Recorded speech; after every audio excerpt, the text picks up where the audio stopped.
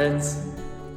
Yesterday in worship, we considered the account in Luke chapter 7, verses 36 through 50, in which Jesus is dining in the home of a Pharisee, and a woman described as a sinner comes in and disrupts the party and washes Jesus' feet with her tears and dries them with her hair and kisses them and anoints them with oil.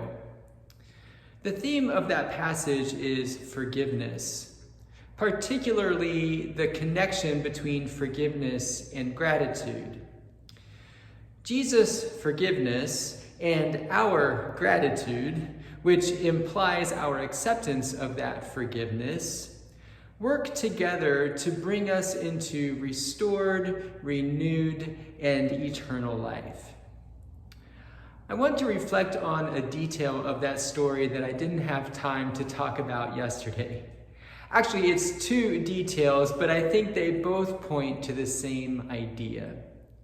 In verse 44, Jesus turns toward the woman and says to the Pharisee, "Do you see this woman?"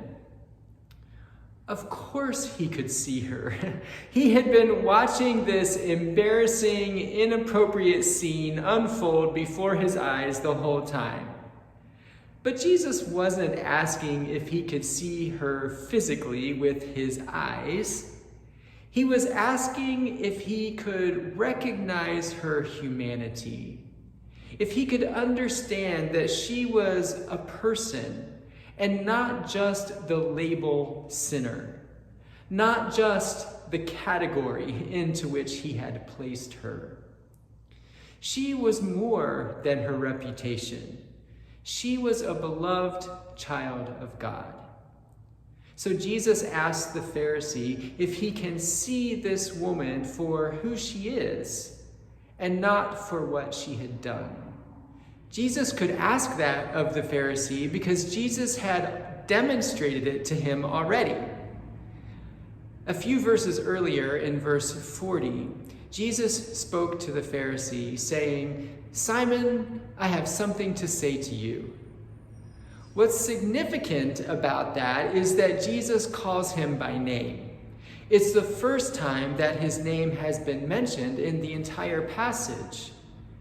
And I think what that indicates is that Jesus understands that Simon is more than the label righteous. He's more than the category into which he had placed himself, Pharisee. Simon was more than his religious reputation. He too was a beloved child of God.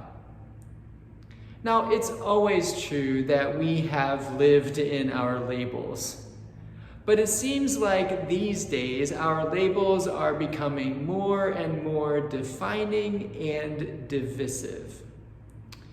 Now, that's true for the categories into which we place ourselves, like political party or denomination.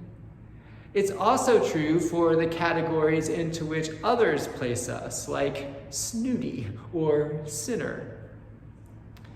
Jesus invites us to see each other and to see ourselves as more than our labels, more than our social reputation, more than our political position, more than our religious ideology. An important part of our discipleship is to recognize our shared humanity and to understand that all of us are more than our labels.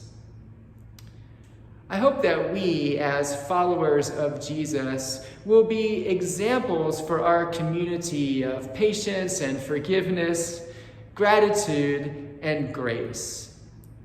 And although we may not see eye to eye on everything, may we do our very best to see each other and the world through the eyes of Jesus.